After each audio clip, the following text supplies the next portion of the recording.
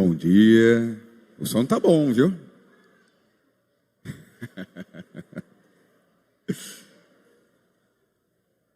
Tem um cântico, quando criança ainda, acho que uns 10 anos atrás, né, quando eu era criança, quando tinha visitante na classe, a gente cantava uma cançãozinha que dizia assim, ó: visitante, seja bem-vindo, sua presença é um prazer. Com Jesus estamos dizendo, esta igreja ama você. Vamos lá? Visitante, seja bem-vindo, isso, sua presença é um prazer. Com Jesus estamos dizendo, esta classe ama você. Vamos lá. Vamos falar a respeito da parábola do credor incompassivo. Uma parábola já conhecida de todos nós há muito tempo. E eu coloquei aqui que ela é fácil e difícil. É fácil de entender, é fácil de compreender. Está ali tudo escrito, tudo bonitinho, mas é difícil, a começar em mim, de praticar, né? De praticar. Vamos lá. Vamos fazer a leitura bíblica de Mateus, capítulo 18. Eu não vou ler todo o texto aqui colocado, vou ler alguns versículos.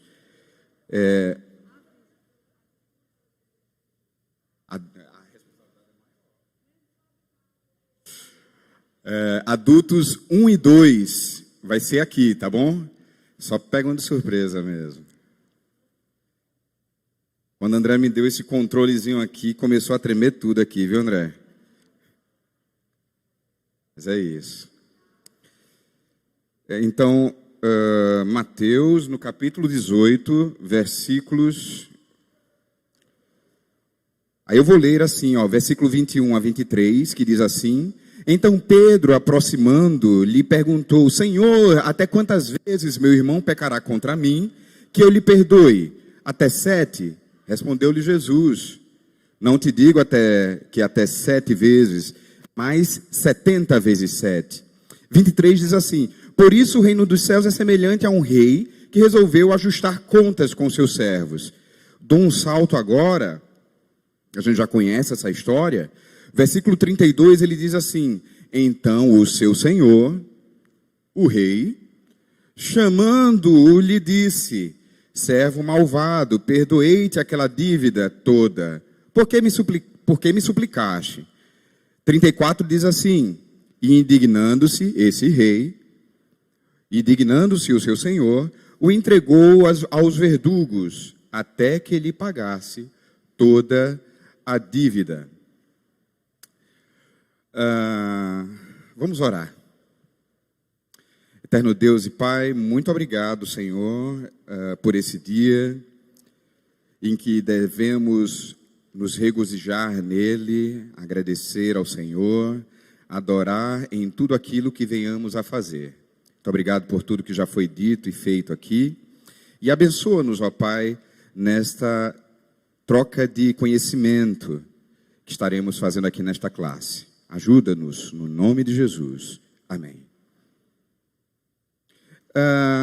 Dando uma pincelada rápida na leitura diária, não é? Na segunda-feira, nós vimos lá que a exortação do salmista era sobre confissão e arrependimento. E aí eu vou abrir lá em Salmos 51. Meu tempo ele está menor do que por conta do que fizemos aqui já hoje, né? Então vamos lá rapidinho em Salmos 51.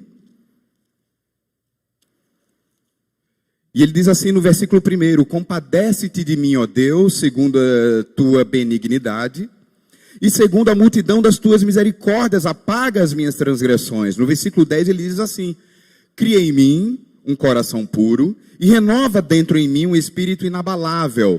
Não me repulses da tua presença, nem me retires o teu Santo Espírito. Restitui-me a alegria da tua salvação, e sustenta-me com um espírito voluntário. Esse texto por si só ele já nos diz tudo. Não precisa investir tempo para falar um pouco mais dele. Na terça-feira, o texto colocado na revista, na lição, para melhor entendimento e compreensão da lição, foi a respeito da oração dominical. E eu vou ler alguns versículos. Nós já conhecemos bem a oração dominical, mas tem alguns versículos aqui que são interessantes. Ele nos diz assim, versículo 12 do capítulo 6. Ele nos diz assim: e perdoa-nos as nossas dívidas, assim como nós temos perdoado aos nossos devedores.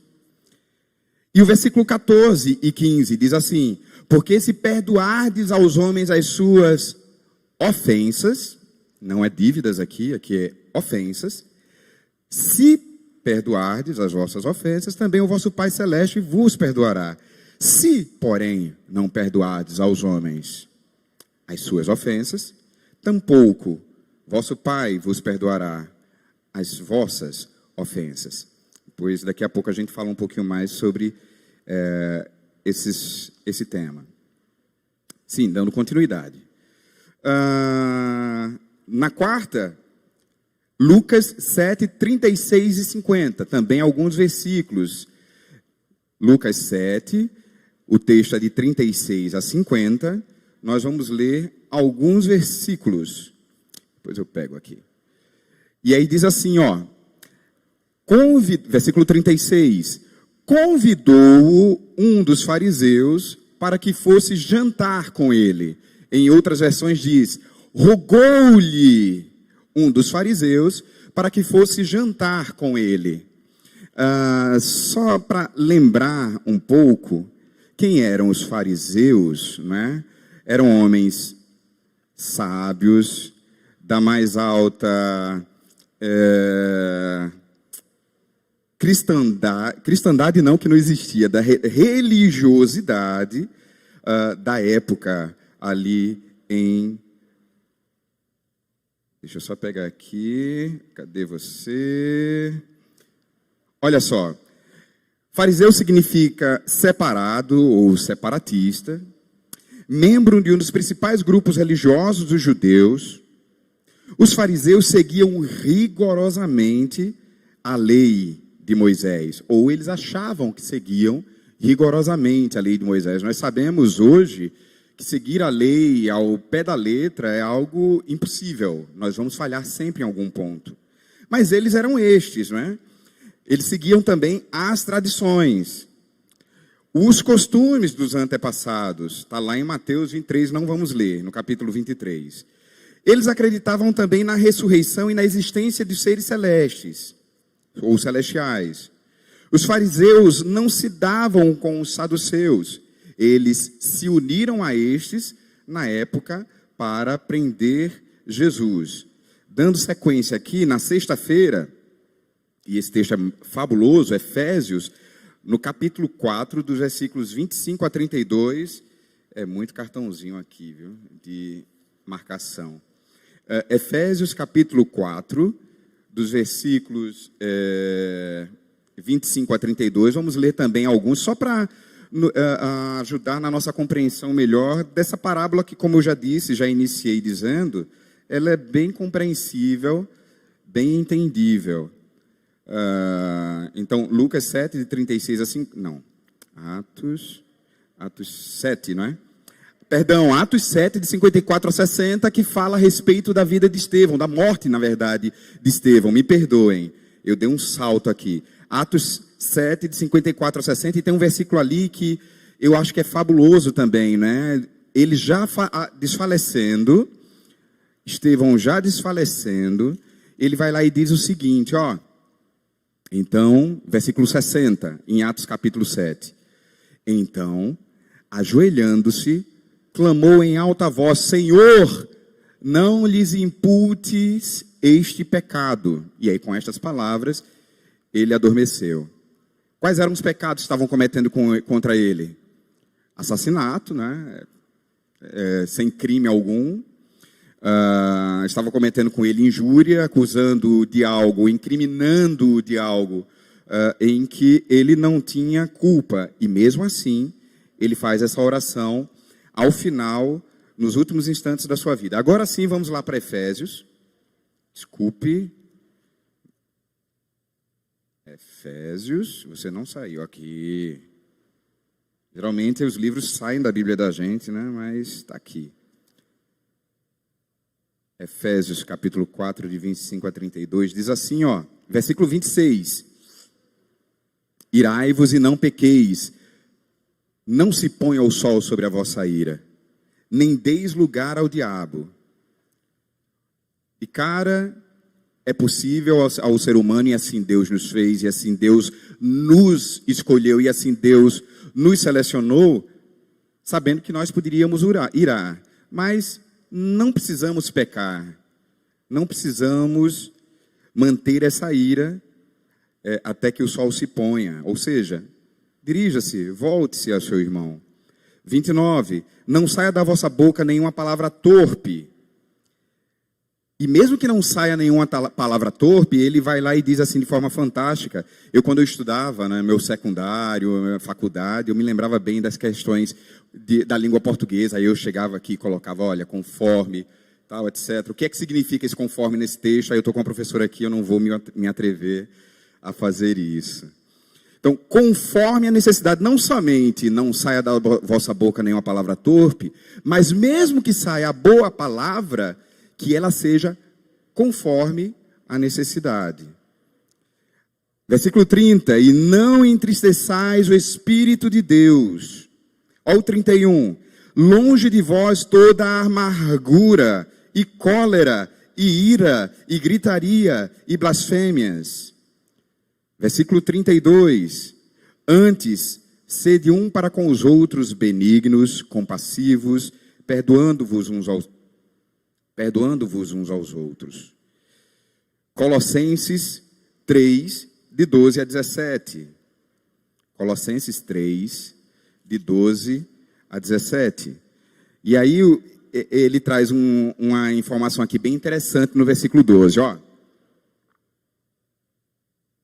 Revesti-vos, pois, nós já conhecemos o que Deus quer para as nossas vidas. Nós temos visto isso. Tenho 43 anos, né? Agora falando a verdade, tinha dito que tinha 34. 43 anos de evangelho. Eu nasci, graças a Deus, num lar evangélico.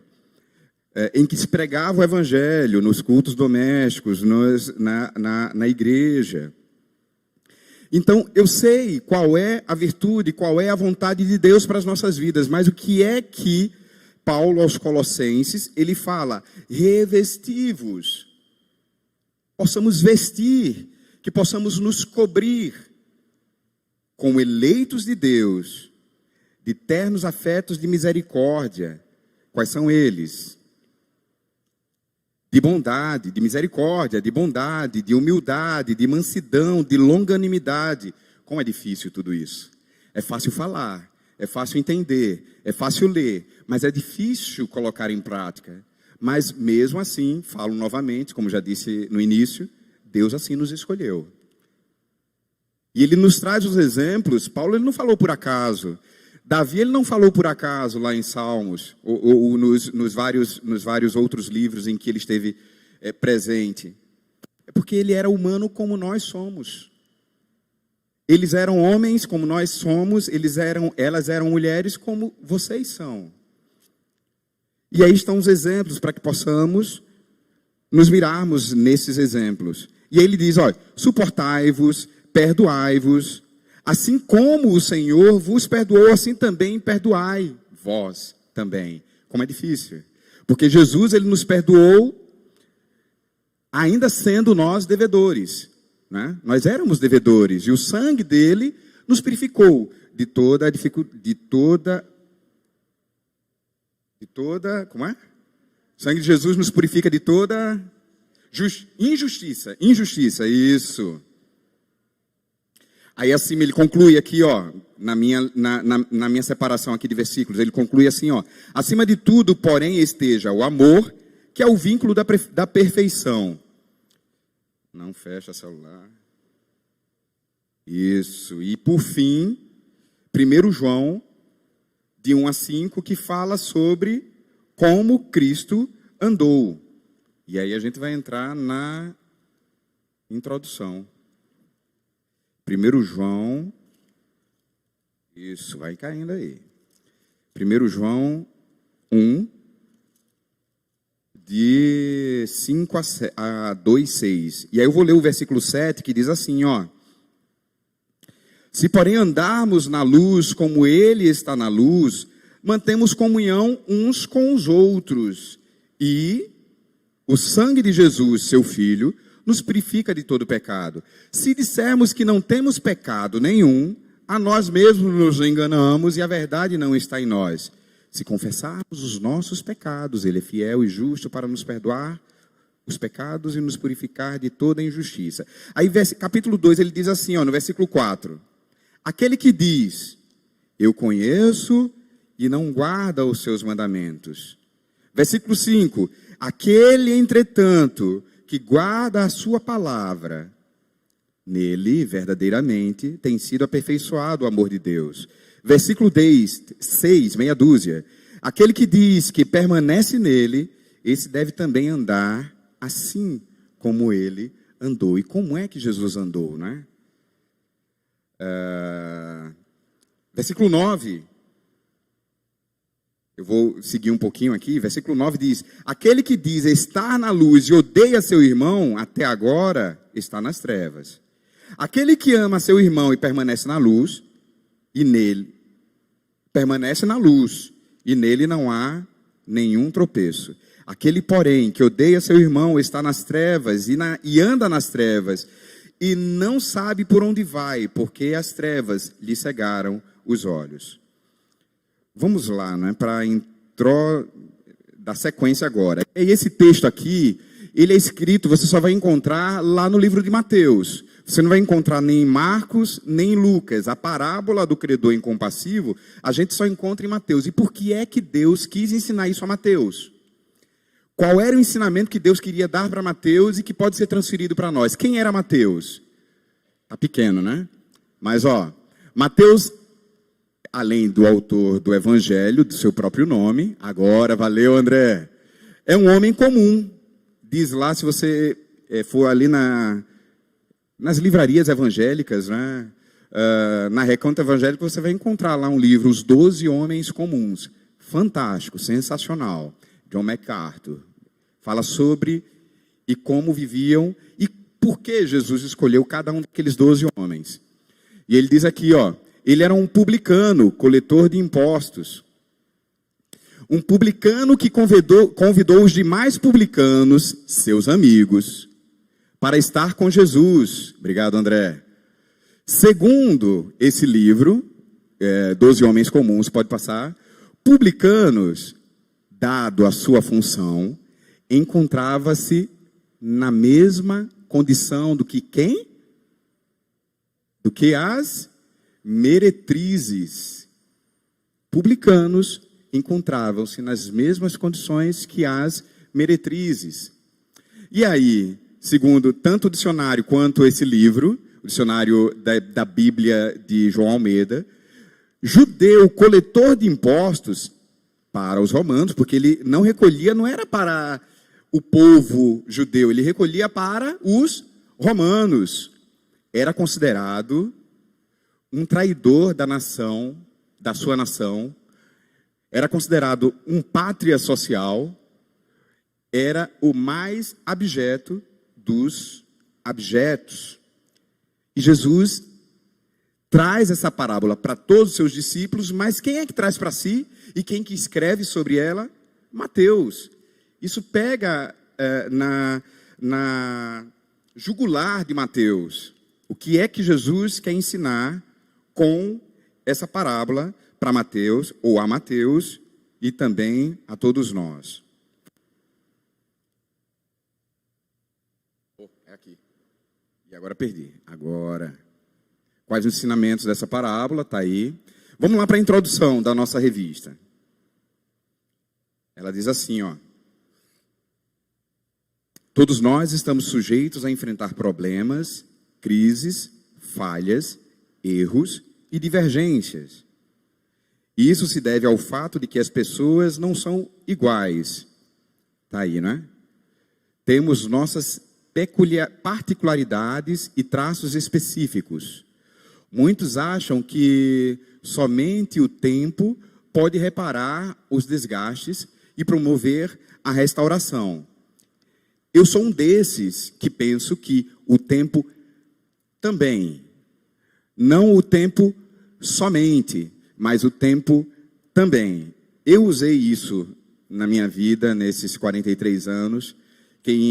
Com quem eu já tive a oportunidade de conversar sabe que eu já tive alguns problemas e o tempo me ajudou, mas não somente o tempo. Vamos lá, para eu não me perder aqui. Certo. Aí, dando sequência aqui, não está aqui no slide, mas está na nossa revista, ele diz aqui assim, ó, no terceiro parágrafo. Assim, compreendemos que a única solução bíblica, terapêutica e eficaz para as falhas e erros nos relacionamentos humanos é o perdão. O perdão que é o ato de você se esquecer e que pode levar um tempo. É possível levar um tempo, não é à toa, e a gente vai ver daqui a pouco o texto, que o pregador, quando escreveu lá aos Eclesiastes, ele traz um capítulo praticamente inteiro para falar sobre o tempo. Eu acho que é aqui, isso mesmo. Olha só o que o pregador diz. Provérbios 21, vamos lá então antes em Provérbios 21, 13. Provérbios, isso é fácil de encontrar, rapaz. Agora. 21, 13, né?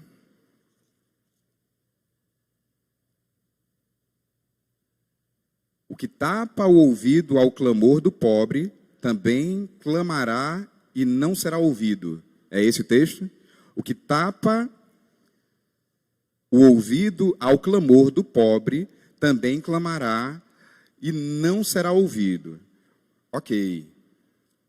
Aí lá em Eclesiastes, só quem é esse livro, rapidamente, né? Neste livro estão registrados os pensamentos do pregador. Eclesiastes, o pregador. Um homem que meditou profundamente sobre a vida humana, com suas injustiças e decepções, e concluiu que tudo é vaidade. As injustiças e decepções e tudo mais é vaidade.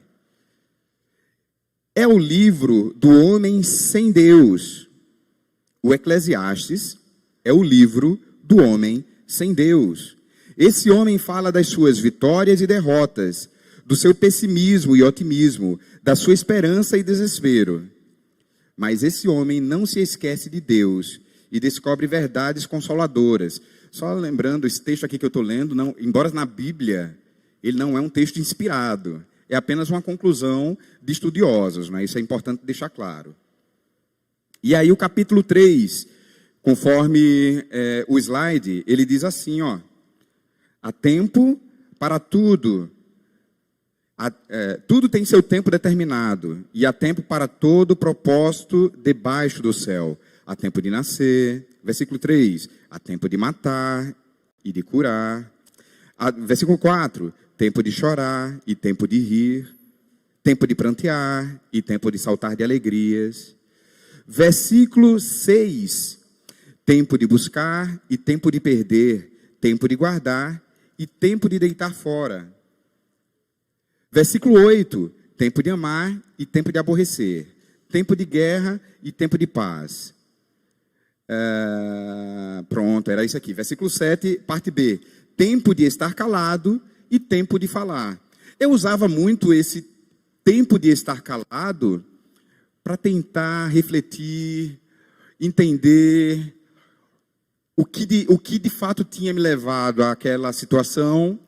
E esse tempo foi necessário para que em mim fosse retirada essa questão da dificuldade, da dor que eu tinha com esse irmão. E aí, eu acho que é aqui agora, não, ainda é aqui. Aí a excelência do perdão, eu escrevi aqui, não está aqui no slide. É sabermos que somos pecadores e por sermos termos a convicção que também falhamos. Por falharmos, devemos ter a consciência que o nosso próximo também está sujeito a falhas semelhantes. E se queremos ser perdoados pelo próximo, também devemos perdoar.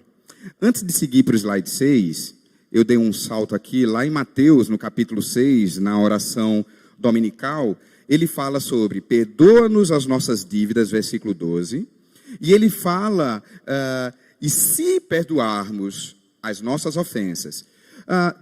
Fazendo uma leitura, procurando entender por que é que Mateus ele traz dívidas, ele fala na oração dominical, ele fala de perdoa-nos as nossas dívidas, assim como nós perdoamos aos nossos devedores. Ele não diz se perdoarmos aos nossos devedores, ele diz assim como nós perdoamos aos nossos devedores, é causa e efeito.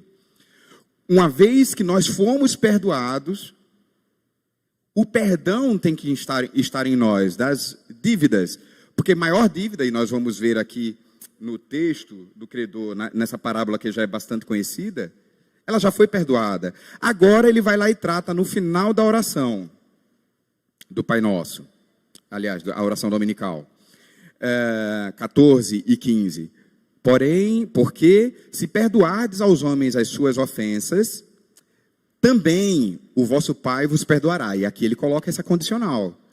Mas aqui ele já trata também de ofensas e não de dívidas. E é importante a gente entender isso.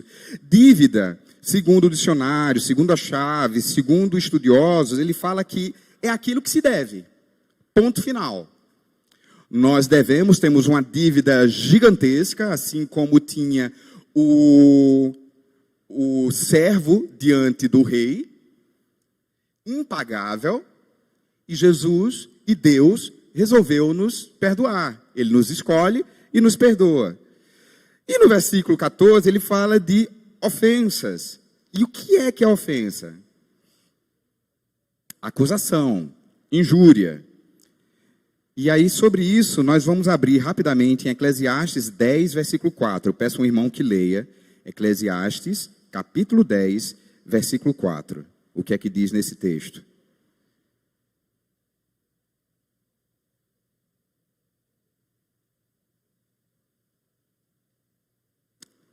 Como dizia um pastor na minha infância, pastor Aeronides, é pai de um dos bateristas aqui da igreja.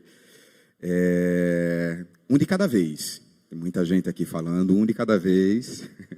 Eclesiastes, capítulo 10, versículo 4.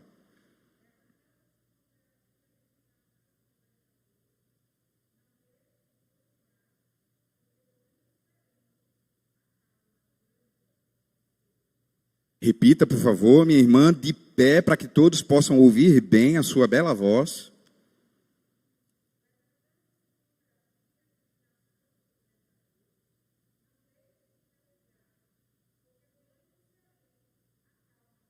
Olha só, não deixes o teu lugar. Fica tranquilo, se liberta disso. Porque o ânimo sereno acalma grandes ofensores ou grandes ofensas. Vamos seguir.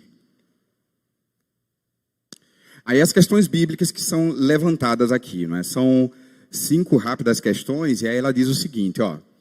As pessoas demonstram compreender o que é afirmado na oração dominical? A gente consegue compreender bem? Olha, Deus, perdoa as nossas dívidas. Pai nosso que estás nos céus, santificado seja o teu nome. Como é que tem começado as nossas orações? Não é? Não vou falar aqui sobre a oração, mas vale para nós refletirmos acerca disso. E aí, o versículo 14 e 15, que já discutimos aqui bastante, falamos bastante, né? Para levantar também questões. Porque se perdoardes aos homens as suas ofensas, também o vosso Pai Celeste vos perdoará. Essa é a primeira questão. E aí ele fala justamente sobre esse texto que é da oração dominical. Conseguimos compreender isso? O segundo ponto, qual a extensão do perdão? E aí tem uma coisa interessante, não é? Porque Mateus ele fala, não até 7, mas 70 vezes 7. Mas abramos Lucas, no capítulo 17, versículos 3 e 4, para a gente expandir um pouquinho mais o que é essa quantidade, ou quantas vezes devemos perdoar o nosso irmão. Alguém, por favor, abra Lucas, capítulo 17, versículos 3 e versículo 4. Como também dizia o pastor Eronides Baptista, Lucas, o filho dele não está aqui, aí fica fácil para mim falar assim. Capítulo 17, versículos 3 e 4. O que é que diz aí em Lucas?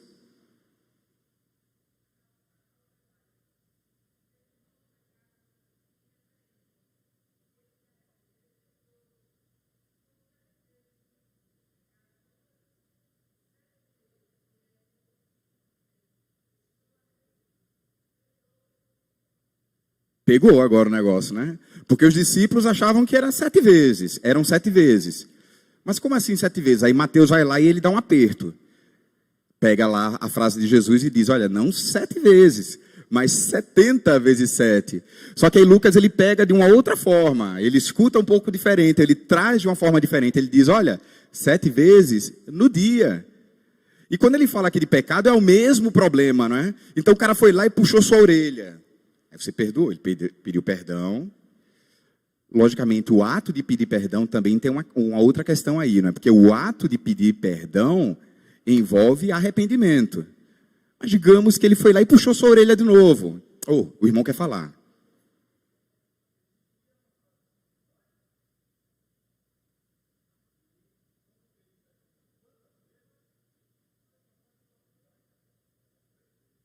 Era na tradição judaica.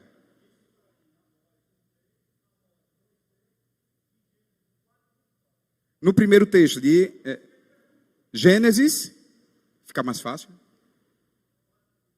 4:24, fica mais fácil, né?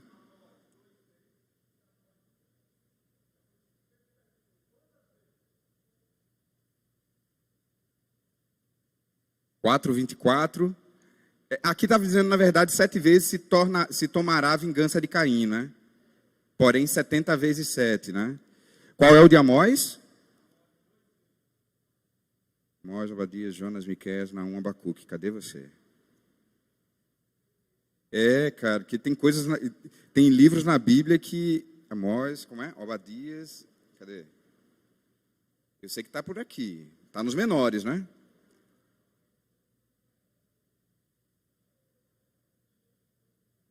Eita, meu pai do céu. Alguém, por favor, que encontrou Amós?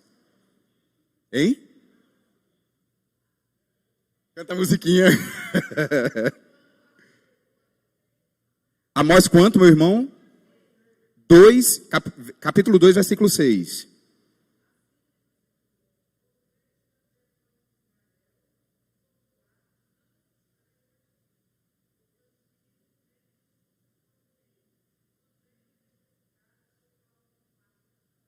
Então, os fariseus, os saduceus, os judeus, eles viviam presos a uma tradição, né? Não somente a lei, mas a uma tradição. E a tradição dizia por 3 ou até 4 vezes, não é? E aí eles vêm e perguntam a Jesus, até quantas vezes? Até 7 vezes? Já mais do que o dobro do que 3, né? E aí Jesus, não, 7, mas eu digo 70 vezes 7. E aí é como alguns pregadores falam, não é questão numérica, mas é questão de perdão. Quantas vezes eles vierem? E aí Lucas ele traz 7 vezes no dia. Imagine você, o cara vai lá, erra com você, falha com você, uma vez por mês. E aí Lucas diz, não, se ele errar com você 7 vezes no dia, perdoa-lhe. Perdoa esse homem. Perdoa essa mulher. Sim, continuando. Questões bíblicas que nos trazem e que amplificam o nosso entendimento da parábola do credor incompassivo. E aí tem a terceira pergunta, né? Qual é mais fácil? O que é mais fácil, melhor? Perdoar? E aí eu coloquei, aí é minha, né? Essas aspas. Ou fazer justiça. Muitas vezes nós fazemos justiça, mas a nossa justiça E acreditamos muitas vezes que a nossa justiça, por estarmos embasados, ou acharmos que estamos embasados na palavra de Deus, achamos que estamos sendo guiados pelo Espírito, essa aspas cabe bem. Fazer justiça. O que é mais fácil? É perdoar ou fazer justiça? Olha o que Jesus, esse texto aqui é muito bom, no finalzinho dele, vamos abrir? João 8, 10 e 11. Quer falar?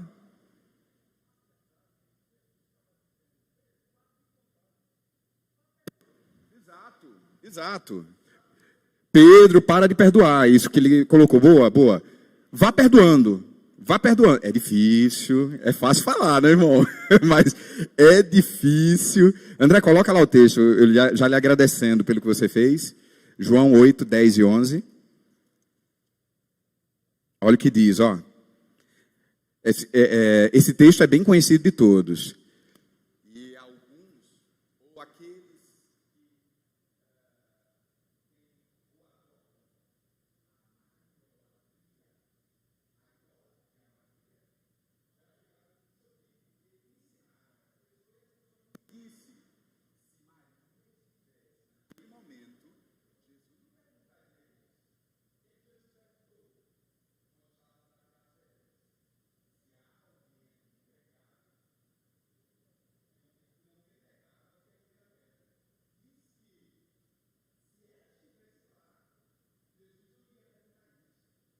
Só para vocês terem uma ideia.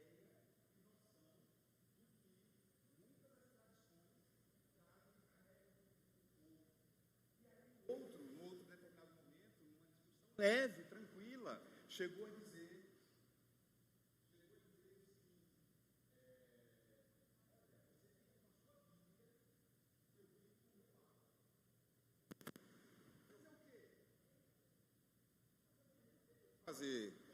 E aí não adianta discutir. Nesse momento não adianta discutir. Não adianta. Ou você fica com a sua Bíblia e eu fico com as minhas tradições. Não é? Não adianta discutir. E aí olha o que acontece aqui, né? Versículo 10. Erguendo-se Jesus, e não vendo mais ninguém, além da mulher, perguntou-lhe: mulher, onde estão os teus acusadores? Ninguém te condenou. Respondeu ela: ninguém, Senhor. Então disse-lhe Jesus: nem eu tampouco te condeno. Vai e não peques mais. Vai. Tem várias coisas aqui que você pode extrair aqui para tema de culto doméstico, para tratar com os filhos, que é bem bacana. Vamos seguir. Olha a outra questão. Você tem facilidade para perdoar e pedir perdão?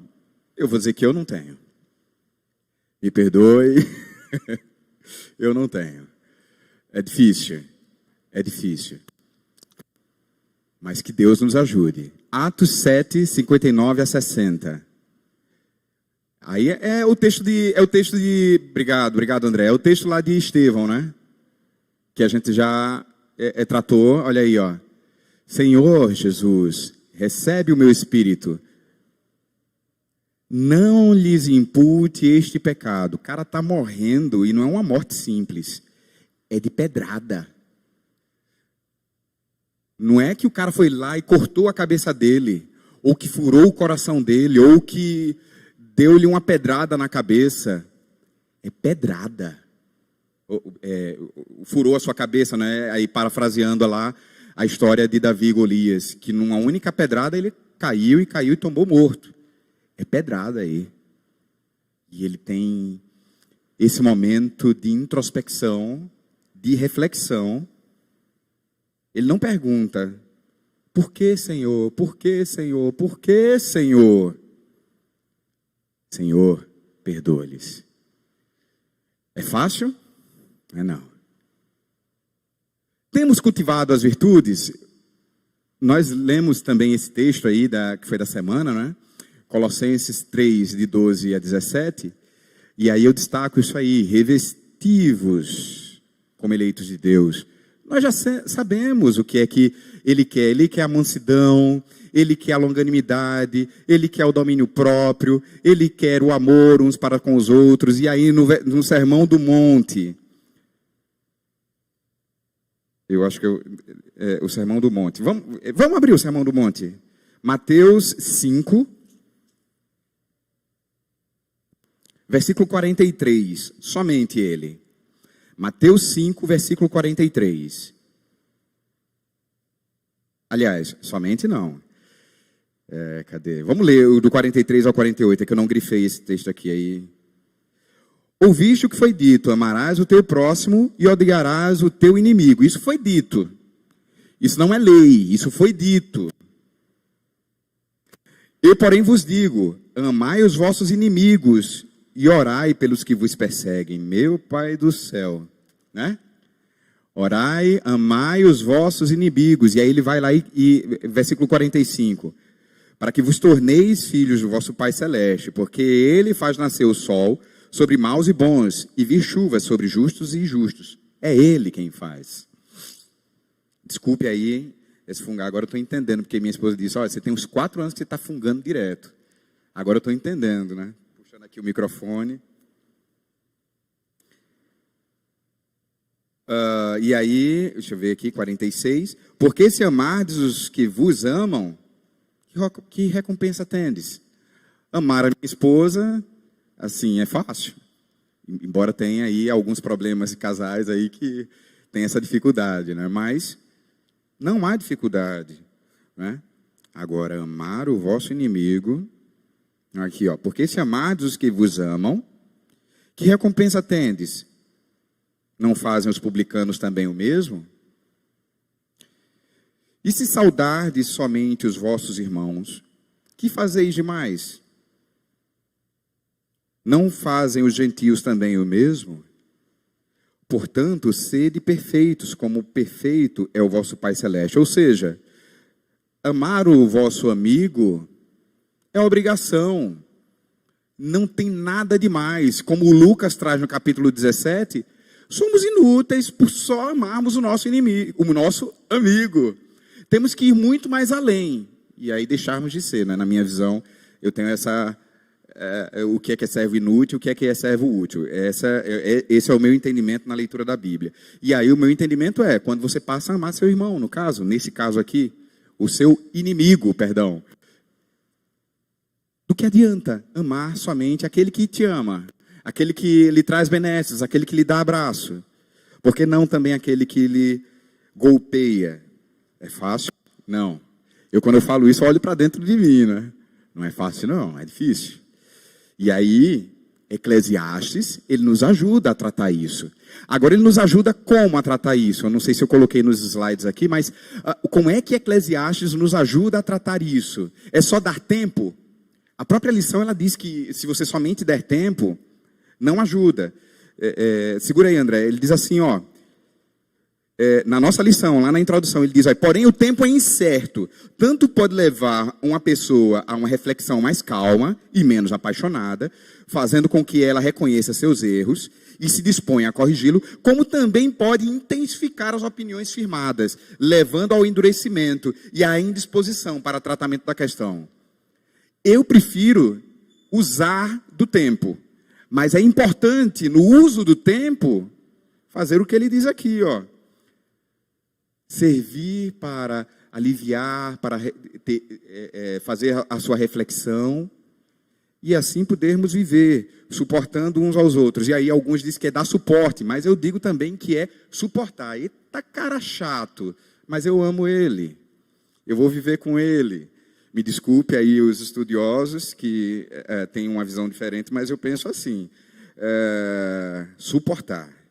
Eita, como eu suporto o Ivan, né, Ivan? Vamos seguir aqui. Não, eu amo esse negão aí, né, velho? Quem ama mais é a mulher, né? A esposa ama mais, né? Eita, que eu passei demais. Ah, já foi? Já foi. Então já foi. Obrigado, André. Pode ampliar. Então vamos lá, a análise do texto, finalmente. Quem é o rei? O rei. Isso, André. é descrito como aquele que resolveu acertar contas com seus servos. Na parábola, Deus é esse rei. Ele resolve acertar contas com seus servos. Seguindo, esse aí é bem interessante, é isso aí, né? Quem é o servo? É descrito como alguém que devia valores altíssimos ao rei, incalculável. Pensando aí em números, entre 60 a 100 milhões. Já o conservo, o servo devia 60 milhões a 100 milhões. Já o servo devia aí 100. Então, considerando aí de 100 para 100 milhões, né? É algo em torno aí de 0,0001% da dívida. E aí a gente vai ver dívida e essa questão aí da dívida e o que acontece com ela.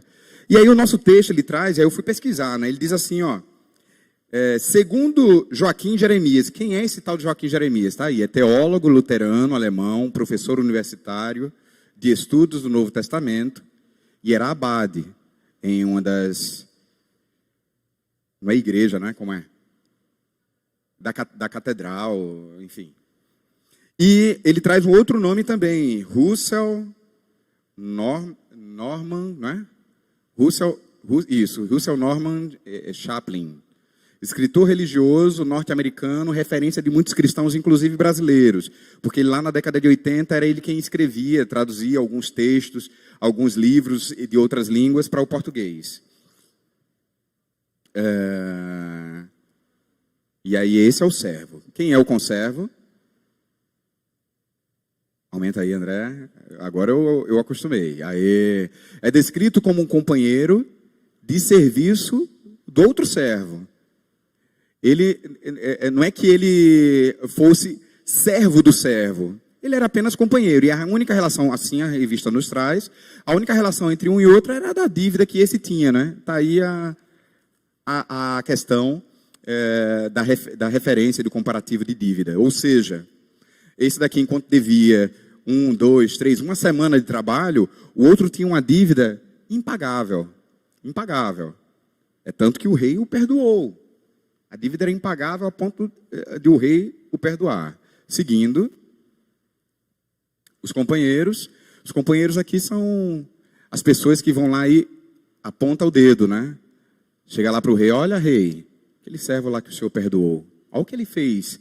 O irmão, o que é que ele fez? Aí ele vai lá e diz, olha, o cara devia 3 dias de trabalho, 5 dias de trabalho, e ele foi lá e cobrou daquele cara. Como é? Ele obrigou ele a pagar, né? O conservo a pagar. E ele tinha acabado de sair de um perdão, né? De uma dívida impagável. Isso pode ser em um espaço de tempo de um dia, pode ter sido no espaço de um tempo de um ano, não é possível. Eu acho que de um dia não é possível que esse servo tenha recebido perdão num dia e no outro tenha ido cobrar do seu conservo. Eu não quero acreditar. Tiago 2,13. O que é que diz Tiago 2,13?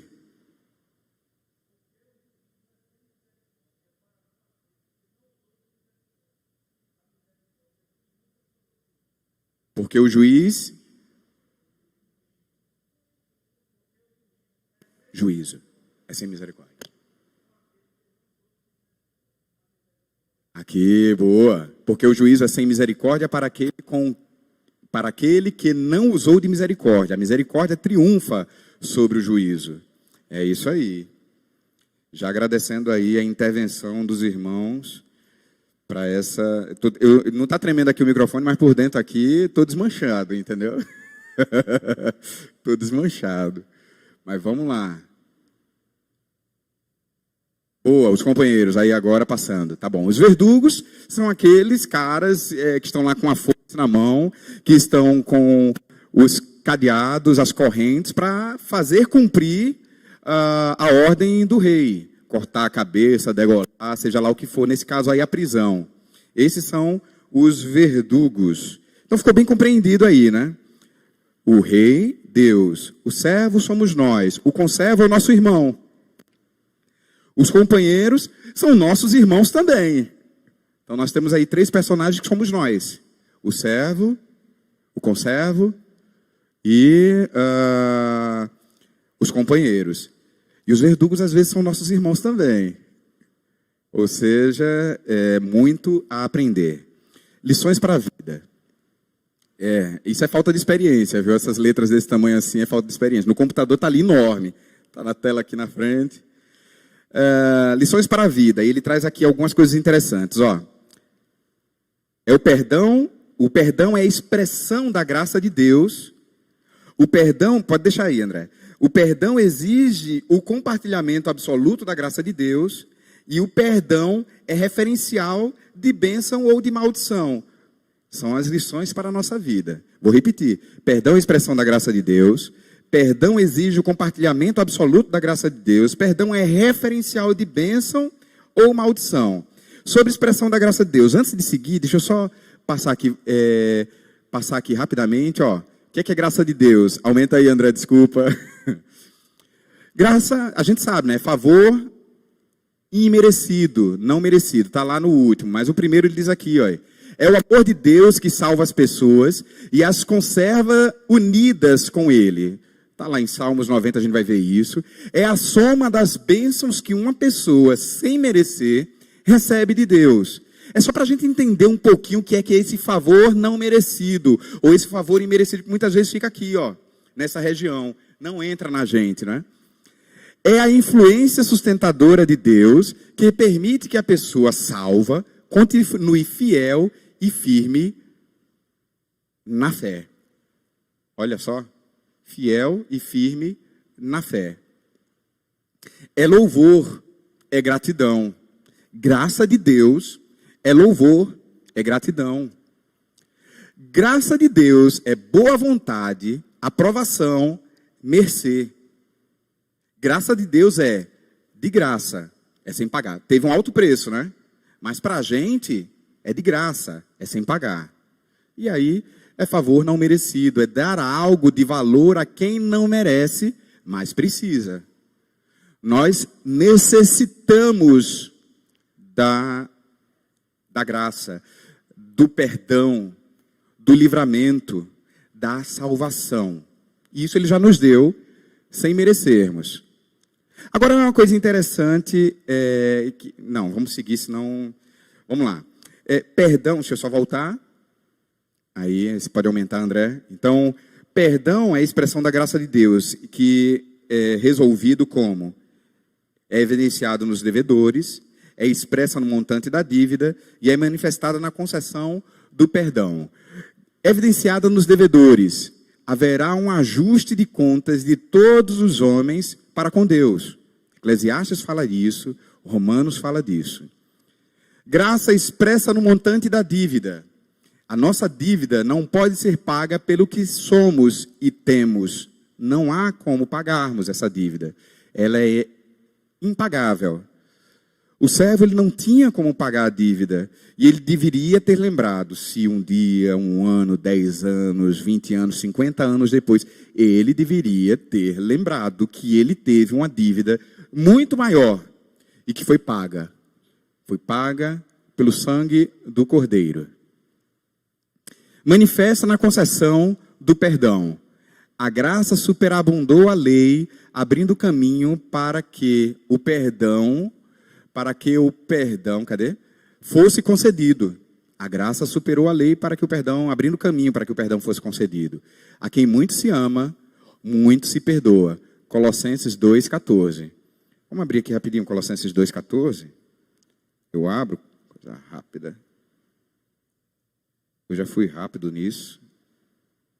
A musiquinha, não era, Ivan? Ajudava muito. 14. Tendo cancelado o escrito de dívida que era contra nós e que constava de ordenanças, o qual nos era prejudicial, removeu-o inteiramente, encravando lá na cruz. Já fomos perdoados. Pode falar o que quiser. Se você é separado, escolhido, já foi perdoado. Já foi perdoado. Cabe a você reconhecer a cada dia o seu erro e pedir perdão a Deus. Não há como tirar esse versículo da Bíblia, simplesmente assim. Está aí escrito, e quem nem que queiram, se apaga. Vamos lá. Seguindo. Pronto, é comigo agora. Isso. Perdão exige, virando a folha agora, né? Perdão exige compartilhamento absoluto da graça de Deus. Perdão exige compartilhamento absoluto. Há uma ligação de dependência entre receber e conceder perdão. Aí tem uma perguntazinha que eu quero deixar para vocês. Essa pergunta a Norma me fez lá, né, em casa. Se não perdoarmos nosso irmão, perdemos o perdão de Deus? Que perdão é esse? Deixar para vocês. Agora, um de cada vez, né? Perdemos o perdão se não perdoarmos?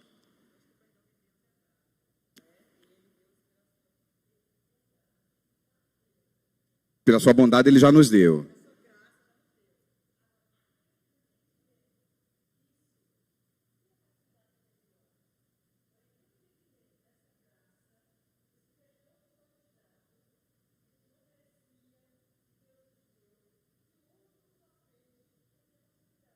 É uma questão de...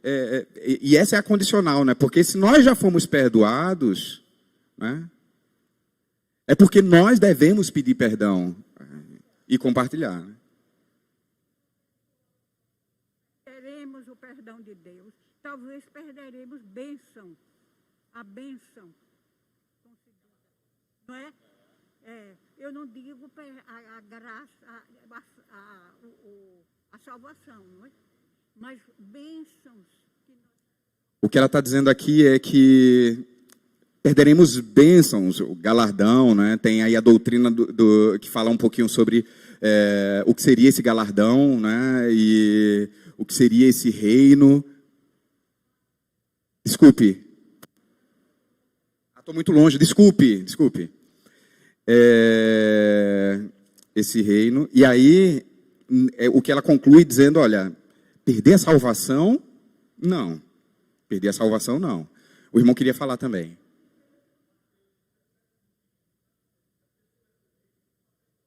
Desculpe, não ouvi. 17, 21.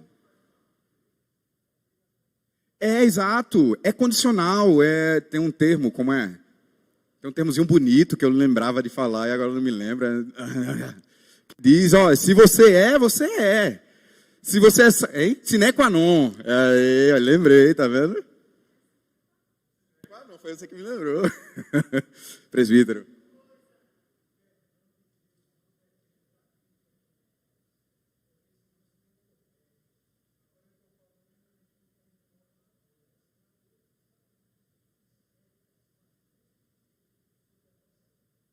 E aí, volto a dizer, né, tem uma doutrina que eu acho que pelo menos eu vejo pouco, né, falar sobre o que seria a questão do galardão.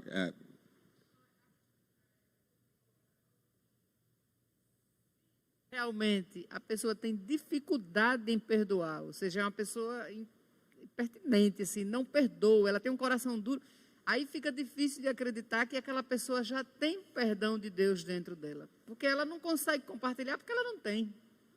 Então, pode ser alguém que se engane até. Por exemplo, eu já vi de uma pessoa que era muito, assim, aparentemente piedosa, e da boca dessa pessoa eu ouvi um dia assim, não, perdoar eu não perdoo, não. Aí, para mim, caiu por terra, entende? Aquela aparência toda de piedade. É difícil, né? Eu costumo dizer que perdão... Aí é uma leitura minha, certo? E aí não é inspirada, é uma leitura minha que não é inspirada. A inspiração é na Bíblia. Eu tenho essa cicatriz aqui, ó. Foi uma queda que eu levei quando eu tinha 8 anos de idade. Essa cicatriz, ela me trouxe muita dor. Muita dor. Eu caí numa bicicleta, eu fiz um movimento na bicicleta para aparecer na frente de alguns colegas. E eu findei caindo com todo o corpo por cima do braço e teve fratura exposta. Isso no dia do aniversário da Igreja Presbiteriana de Aracaju. Meu pai diácono lá, todo mundo se preparando, minha mãe disse, vai engraxar o sapato. Sapatinho pretinho, que era para brilhar, é para ir brilhando. Aí eu peguei, deixei o sapato lá, entrou, ouvido de mercador, entrou no ouvido, saiu no outro, fui pegar a bicicleta, fratura exposta no braço. A cicatriz aqui, ela já me doeu muito. Eu tinha platina, né, parafuso aqui no... O médico disse que se eu caísse de novo, vou dar chave, minha irmã. Se eu caísse de novo e quebrasse o braço no mesmo lugar, eu perderia o braço. Chegaram a cogitar cortar, porque foi na junta mesmo, né, milímetros da junta. E eu estou falando aí da década de 80 ainda, né? Então, 1986. E cogitaram arrancar meu braço. Eu não tenho todo o movimento dele. Eu me lembro que eu caí porque eu estou falando. Porque às vezes eu estou no espelho e vejo a cicatriz. Mas ela não me incomoda mais. Ela não dói mais. Alguém já falou sobre isso aqui no púlpito. Ela não dói mais, não me traz mais dor. Assim deve ser o nosso perdão. Você é feito... Tem uma coisa aqui dentro da nossa cabeça que é incrível. E por mais que estudiosos estudem, eles não conseguiram ainda definir toda a capacidade que tem aqui dentro. Então, muito provavelmente, você vai continuar lembrando. Mas é importante que em algum momento... E aí, por isso, mais uma vez, a questão do tempo eu uso. Essa dor não... Esse problema não lhe traga mais dor, não lhe traga mais problema. A irmã queria falar. Nós temos que perdoar. Agora, é perdoar e esquecer. Não adianta eu dizer que lhe perdoo, mas eu não fico sempre remoendo o que você fez comigo. Então, não adianta eu dizer que lhe perdoo. E o perdão ele tem que vir de dentro. É como você dizer, esquecer. A dor não sinto mais. Então, eu perdoo você, eu tenho que estar com você. Entendeu? Em algum momento, mas aí não adianta eu dizer que perdoei o irmão e não quero nem saber. Eu já perdoei a dívida, mas fica ali. Então não adianta, diante de Deus, o perdão tem que vir do seu interior. Pronto, ó. Lembrar sem mágoa, né? Que é a história da cicatriz, né? Eu estou lembrando. Norma tem uma cicatriz ali que ela lembra que teve 3 filhos. Foi difícil, não foi, Norma? Ela lembra dos 3 filhos dela que nasceram, mas aquela cicatriz não traz mais dor.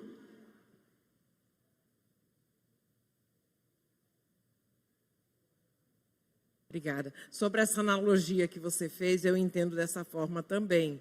O perdão, ele machuca como uma ferida, é como algo que fere a carne, que dilacera a dor, na verdade, né, que eu estou falando. Mas o perdão, ele tem essa conotação de que sarou. Você olha para a questão, você olha para a situação, você lembra o que aconteceu, é capaz até de lembrar a dor que sentiu, mas naquele momento passou, não dói mais. E o melhor de tudo isso nessa comparação é que isso é didático. Você olha, lembra, e aí é mais fácil de você perdoar. Por isso 70 vezes 7 é mais fácil. Então não dá para não esquecer. Tem que lembrar sim, mas lembrar com o coração sarado.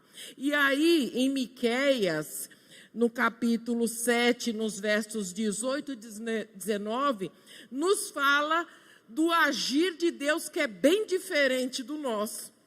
É muito diferente, porque diz aqui, quem, ó Deus, é semelhante a ti, que perdoas a iniquidade e te esqueces da transgressão do restante da tua herança. O Senhor não retém a sua ira para sempre, porque tem prazer na misericórdia. Tornará a ter compaixão de nós, pisará aos pés as nossas iniquidades e lançará todos os nossos pecados nas profundezas do mar. Então é assim que o Senhor faz na relação conosco. Simplesmente esquece, porque ele não tem que aprender mais nada. Ele já sabe de tudo. Mas nós precisamos aprender a estar perdoando 70 vezes 7.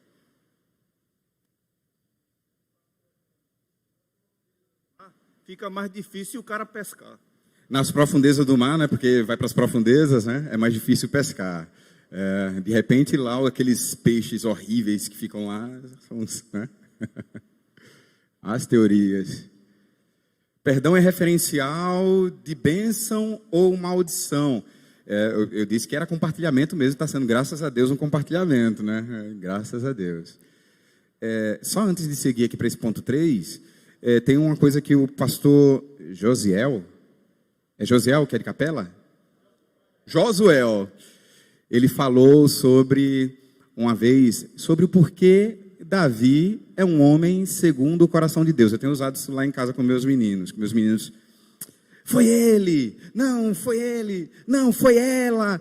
Foi todo mundo, menos cada um deles, né? E por que é que Davi é tido como homem segundo o coração de Deus? Porque ele reconhecia o seu erro. Ele reconhecia a sua falta. Ele reconhecia a sua... E ele errou bastante. Porque, como é que o homem é um homem segundo o coração de Deus e pega a mulher alheia? Como é que o homem é um homem segundo o coração de Deus e não ajusta a sua casa? Não resolve os problemas dos seus filhos? Vamos correr. Perdão é referencial de bênção ou maldição. Deuteronômio, ele fala exatamente isso. Eis que ponho diante de vós a bênção ou a maldição. Escolha a bênção, irmão. E a bênção é esquecer. É difícil. É difícil. Mas você esquecendo, você fica mais leve. A vida é mais leve. Aconteceu uma coisa, eu estava compartilhando com meu amigo Almir, jogador de sinuca. Segunda-feira eu tive um problema com o meu carro. Eu parei o carro, eu não estaciono. Meu carro não é novo, mas eu não estaciono ele geralmente em via pública. Eu coloco no estacionamento. Na segunda-feira eu resolvi estacionar em via pública. Queria economizar com o estacionamento e queria economizar na compra do objeto, né, que era um controle remoto que meus meninos tinham quebrado. Aí não ia comprar na autorizada porque eu via outras tantas na rua.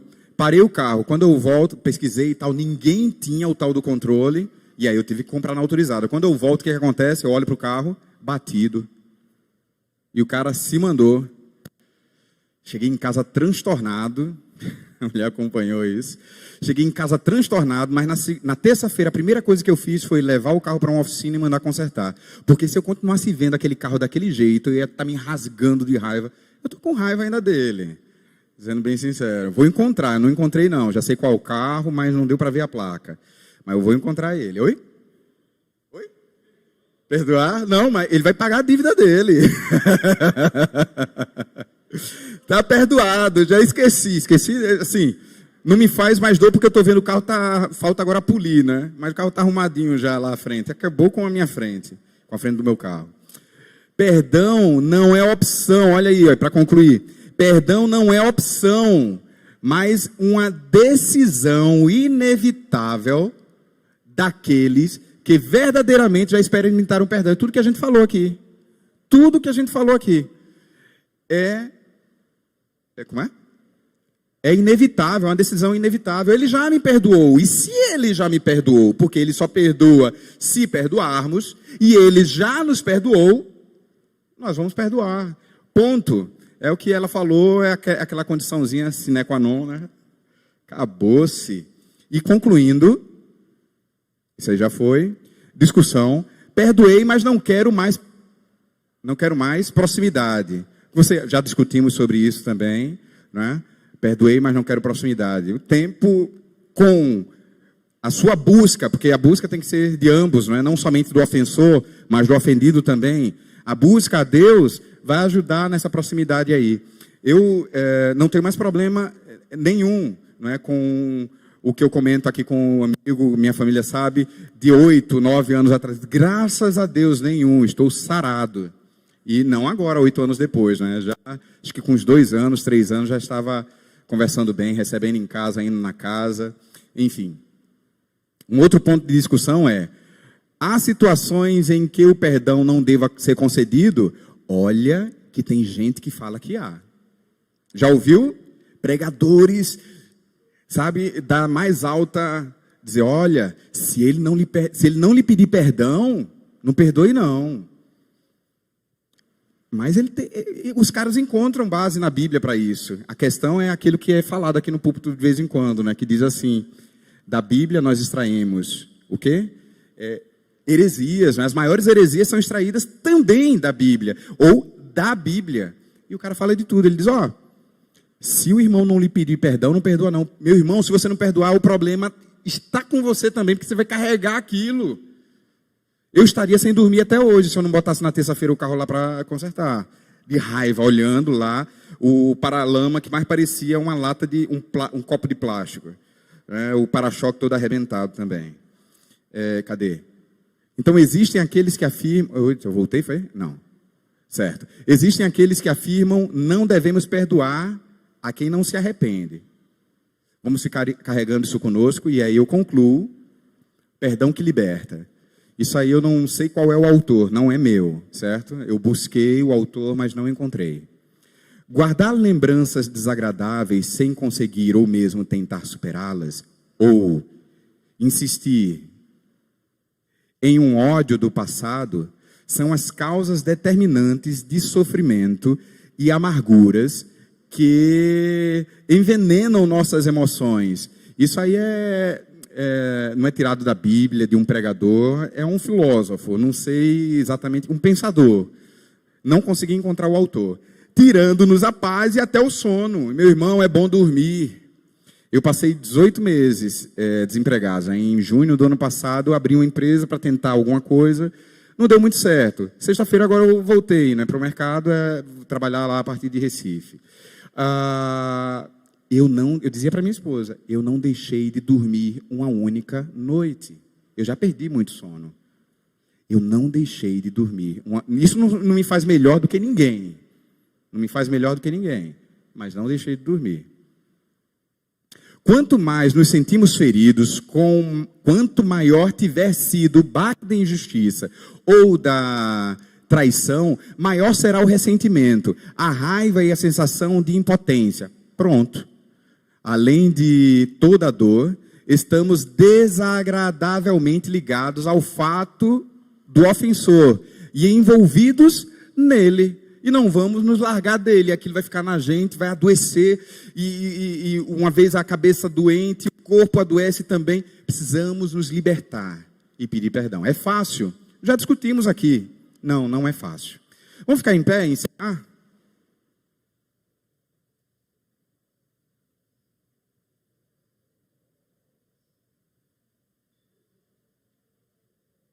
Eterno Deus, Senhor e Pai, ajuda-nos a compreender e a aplicar a Tua vontade.